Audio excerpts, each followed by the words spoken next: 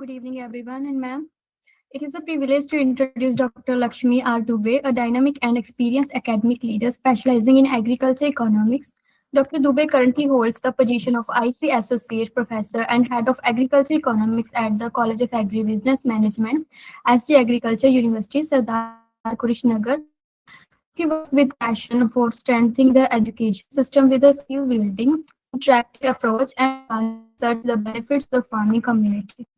Academic and research highlights. Dr. Dubey has a strong academic foundation, holding a PhD in agriculture economics from NDRI Kernel 2018. She qualified for the ARS-NET Economics and Agriculture Business Management ICAR exam in 2012. Research focus.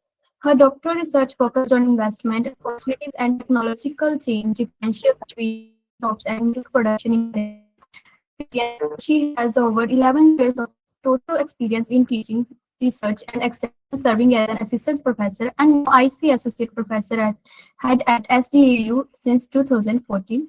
She has a substantial publication record, including over 90 research papers, 4 books and booklet, 8 edited books chapter, and 5 practical manuals. Research guidelines. She has guided 16 students as major advisor, 2 in Agile Economics and 14 in MBA ABM, and served as a committed member for 30 students.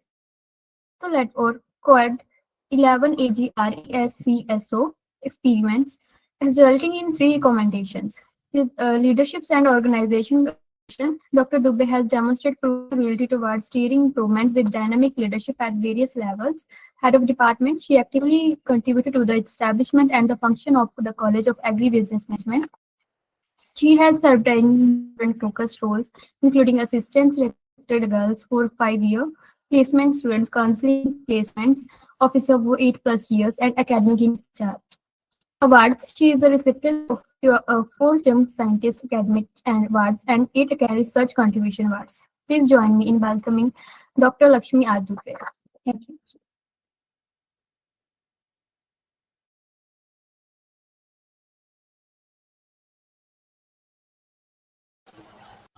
Thank you, Gurpreet ma'am, for your wonderful introduction. Am I audible? Yes, ma'am. Okay. So, shall we start?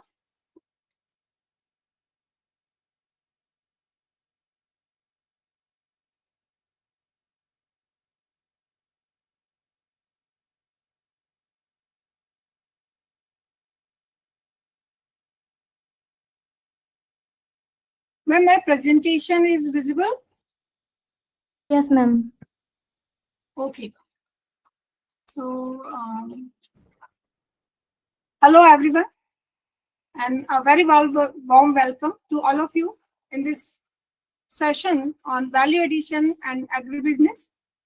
Here we will discuss the complete journey of agricultural farm produce from farm to market.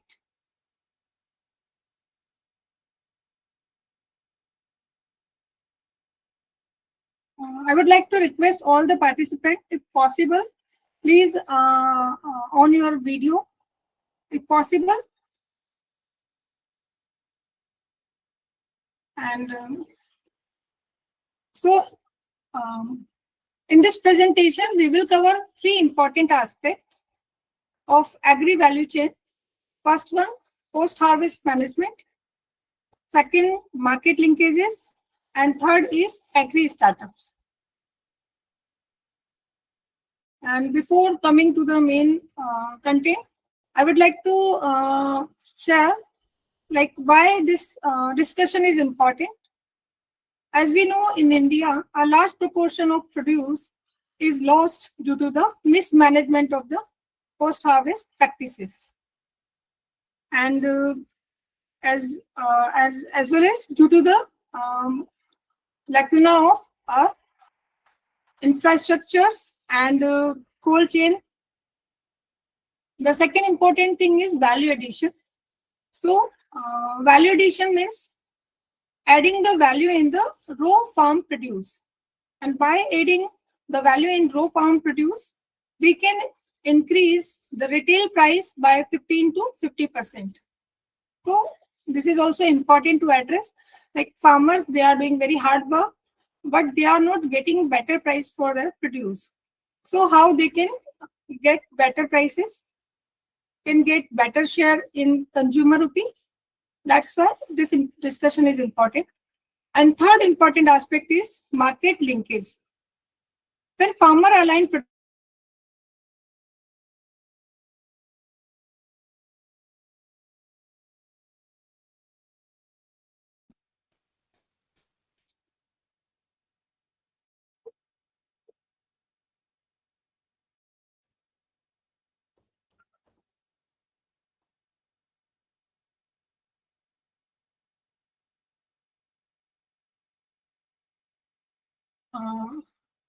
sorry, due to some internet glitches and activity.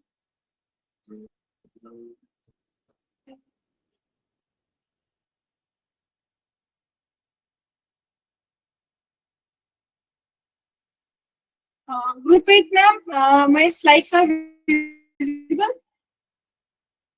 Yes, ma'am. I don't know how it disconnected. Sorry for inconvenience. So all three aspects are very important to discuss. So now let's begin the topic. And the first step is post-harvest management. With the term we can understand post-harvest means all the practices, all the activities which we carried out after the harvesting for the quality management, reduction in losses, and for ensuring the standardization and improving the market readiness. These are the core ideas behind the post-harvest management. Now, major causes of post-harvest losses. Because in previous slide we discussed 30 to 40% agriculture produce every year in India goes for the losses. So what are the main key causes? So here so many causes. Causes are so many, but four important causes are like first one is incorrect harvesting time and method, improper handling during the transport, exposure to heat and moisture, and lack of proper storage and packaging. These are the four core causes, and I would like to listen from the participants. One is the most important cause. There are four causes. According to you, which one is the most important cause? All are important, but fourth one is most important according to me.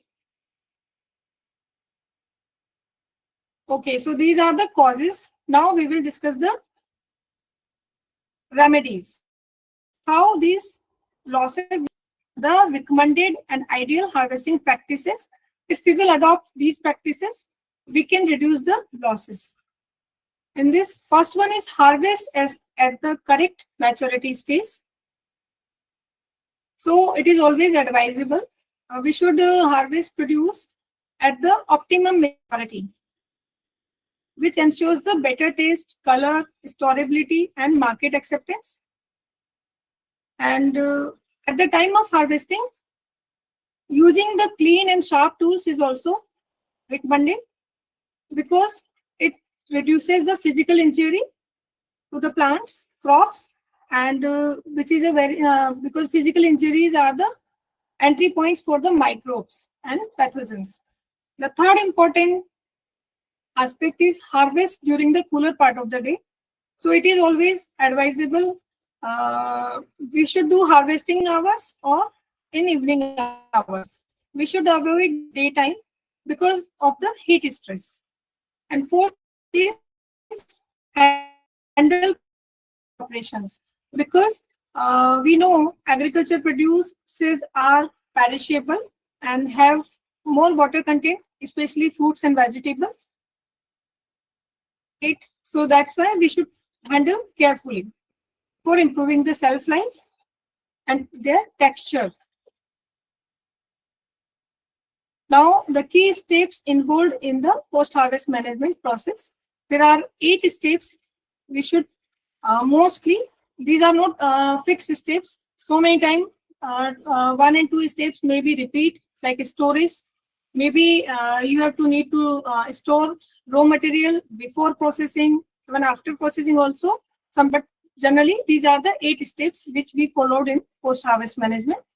First is tracing, then drying, transportation, storage, processing, quality control, packaging, and the last is marketing. So let's discuss each step one by one. Harvesting, we already have discussed. It should be done purity stage and with the clean and sharp tools. And in case of mango, it is advisable. We should do harvesting 85% of its maturity. We should not harvest mango at its 100% maturity. Why? Because if we will harvest at 100% maturity, but you know, we have very long supply chain. So when it will reach to the ultimate consumer, then it will not be having the same taste, color, and texture as we want to give him or her. So that's why always before some person, like before fully ripening, we should do harvesting. So that's why it is saying we should harvest at optimum stage. The second step is threshing. So threshing is a process of separating grains from the harvested crop. Like separating of the grains in case of wheat from the straw, we are separating grains, and separating in case of rice also. Like it's a very common term in agriculture, and we can do threshing 2 types with the help of manually. But nowadays days, most of the farmers, they use machines, and the machine name is thresher. With the help of thresher, they do threshing. The third step is drying, and drying is mostly used to remove the excess moisture from the agriculture crops. As I already told you, agricultural crops, or especially horticulture crops, fruits and vegetables, they have more water content. So to increase their shelf life, and to prevent them from the fungal growth and insect pest incidences, we should always, if we want to keep for a long time, it is suggested for drying. And it can also be done 2 types, with the help of sunlight we can do, and mechanically. With the help of sunlight, like solar radiations. So it is easy and cheap method, but mechanical drying provides the uniform drying at less time. So both the methods have their own advantage. In case of groundnut, it's are recommended. Like if you want to keep them for storage, they should have 8% of moisture, not more than 8%. Now, the four very important step involved in post-harvest management, that is transportation. And it is not, transportation is the step which is in not like having any sequence, this will come after drying, this will come after processing.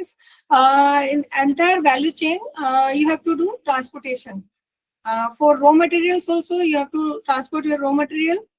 For intermediate goods also, and for final product also.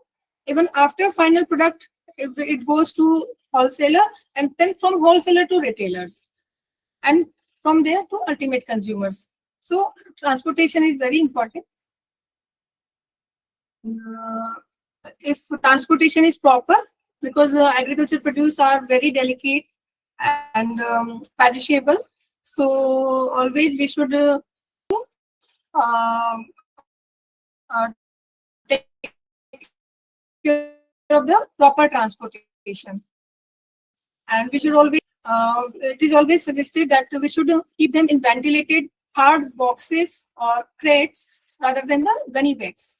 We can understand with the example of tomato.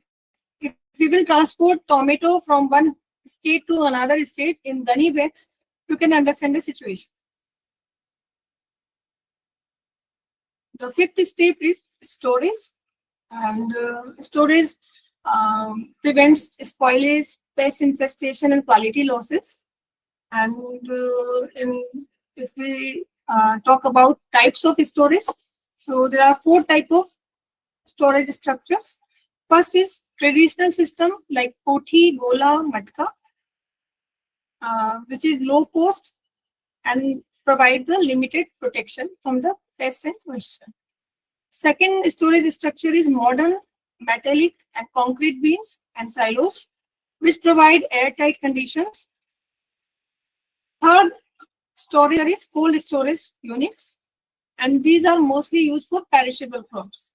And cold storage we are mostly used for potato and for dairy products. And with the name we can understand cold storage means in this we are controlling the temperature, we are refrigerating the your products. We can understand with a big fridge. Cold storage is a kind of big fridge जिसमें less temperature पे हम अपने products को रखते हैं और उनकी shelf life को और उनको लंबे समय तक fresh रखते हैं. Fourth is your controlled atmospheric storage, जो कि mostly high value produce के लिए use में लिया जाता है. High value produce means export oriented produce. Export oriented produce, anyone can to give 1-2 example in agriculture what we are exporting from India, in fruits especially like mango, okay, mango, apple. So for exotic, even sometimes for exotic vegetables and fruits also we are using this CA method. And in this controlled atmospheric storage, we regulated the gases, temperature and humidity to maintain the quality of the produce for months. जो आपका ये 4th type का storage structure है, इसमें हम महीनों तक अपना सामान रख सकते हैं, क्योंकि स्टोरेज इसमें आपको एक्सपोर्ट करने वाले प्रोडक्ट्स रखने हैं और आप जानते हैं कि एक्सपोर्ट करने के लिए कितना लॉन्ग प्रोसेस होता है और इसमें 15 days to 1 month तक का भी टाइम लग जाता है. तो it is safe to keep in the CA storage structure. Now, importance of storage in the value chain. Why it is important? So first is it prevents the immediate post-harvest spoils. जैसे ही हम harvesting करते हैं तो बहुत सी बार हमारा product, क्योंकि all agriculture crops mostly they are perishable and have high moisture content, which leads to fungal growth and insect pest incidences, diseases. So that's why proper storage helps in preventing such kind of spoilage. Second is avoiding the distress sale at low prices. Most of the cases में, because all the agriculture crops are seasonal, तो एक season में जब सबका production होता है तो market में ग्लट आ जाता है प्रोडक्ट्स का, एंड ग्लट आने के बाद क्या होगा? Over production. Like over production में supply is more, and when supply is more, definitely demand is limited, then prices are less. So at this situation, farmer, what to do with crop? So the solution is proper storage. वो peak season में crop को store करके रख सकते हैं, अपने product को, produce को, एंड देन लीन सीजन जब आता है, ऑफ सीजन, उसमें वो बाहर लेके आते हैं. इस तरह से पोटैटो में मोस्टली पोटैटो एंड ओनियंस में मोस्टली देखने को मिलता है, क्योंकि उनकी सेल्फ लाइफ भी बेटर होती है और वो हम through out the year purchase कर पाते हैं because of this. The third important aspect related to storage is maintains the quality until it reaches to processors and consumers. Storage जो है वो प्रोडक्ट की क्वालिटी को मेंटेन रखने में हेल्प करता है जब तक कि वो कस्टमर और कंज्यूमर के हाथ में ना आ जाए. एंड जो लास्ट है ऑलरेडी कि डिस्ट्रेस सेल से अवॉइड करता है, उसको बचाता है हमें. तो fourth important aspect is it storage supports a stable food supply throughout the year. Storage है वो एक stable food supply पूरे साल हमें देता है. और we can understand with this the example of frozen peas in market throughout the year. हम frozen peas देख सकते हैं. और इसी टाइप से और भी कई सारे dairy products especially.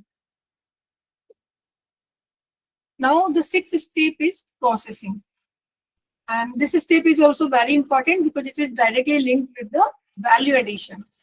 And value addition gives the better price realization to the farmers. So first of all, we will understand what is processing. So processing means converting the raw materials, raw produces into the final value added products. Sometimes final and sometimes intermediate. It is not in a single. It is like in a single stage, all the raw materials converted into final product. Sometimes a middle product is also formed. That is the intermediate product. And you can understand with the example of tomato.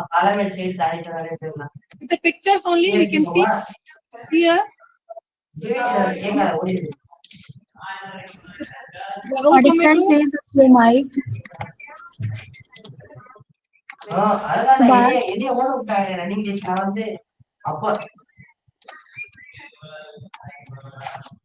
So here with the pictures only, it is clearly like raw tomatoes are here, and cleaning, grading, and cutting comes under the primary processing. So after doing primary processing, then we can make from that tomato. That will come under the secondary processing, and puree and pest is the your secondary product, intermediate product, which come out from the secondary process. And from that puree, you can make sauce, you can make ketchups, or you can make chutneys.